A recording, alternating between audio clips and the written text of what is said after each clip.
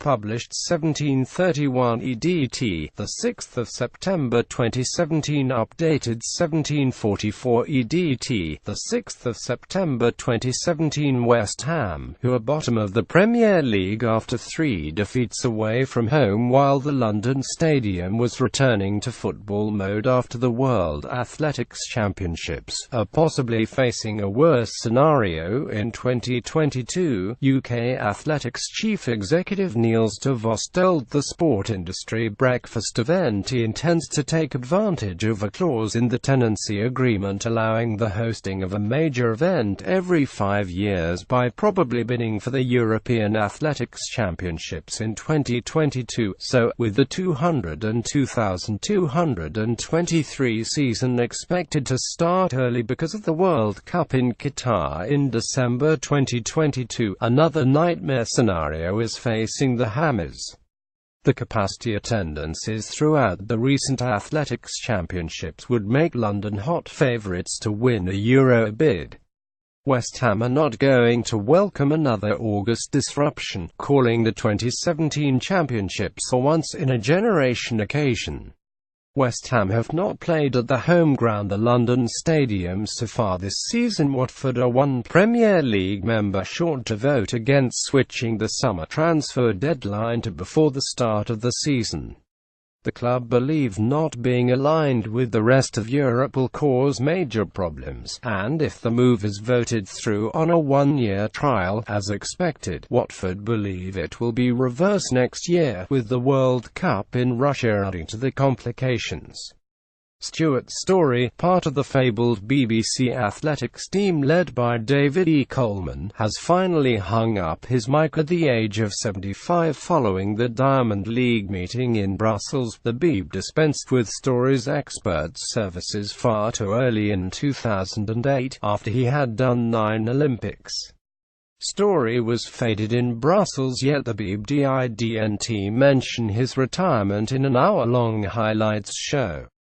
Stuart Story was part of the fabled BBC athletics team that was led by David E. Coleman, with the whole concept of soccer conferences and exhibitions seemingly on its last legs in the UK. SoccerX has done remarkably well to secure a 4-year deal for its annual convention in Doha, through to the Qatar World Cup in 2022, plus yearly forums in China. Rita Reevy, widow of Duncan Reevy, has kept SoccerX afloat following the death of her husband a year ago.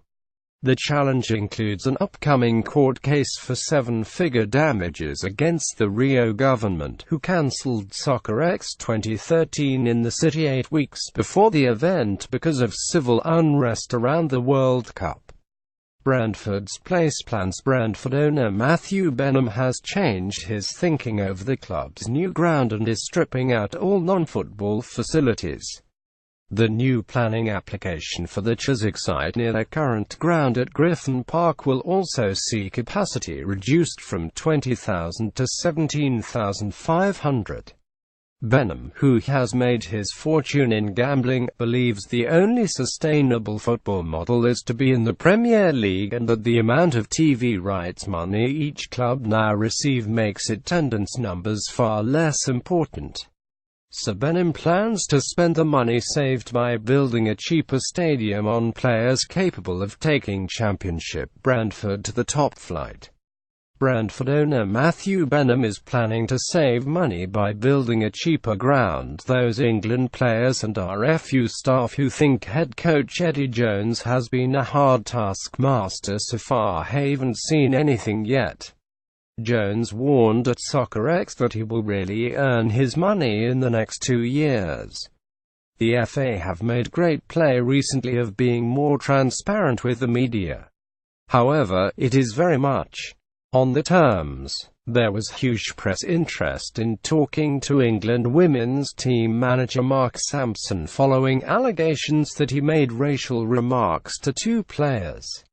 Yet for Sampson's squad announcement this week for the game against Russia, only hand-picked Press Association and Sky Sports News personnel were invited. An FA spokeswoman said PA fed all the newspapers and that the two journalists had a good knowledge of women's football. So that's all right. Then Mark Sampson has faced allegations that he made racial remarks to two England players.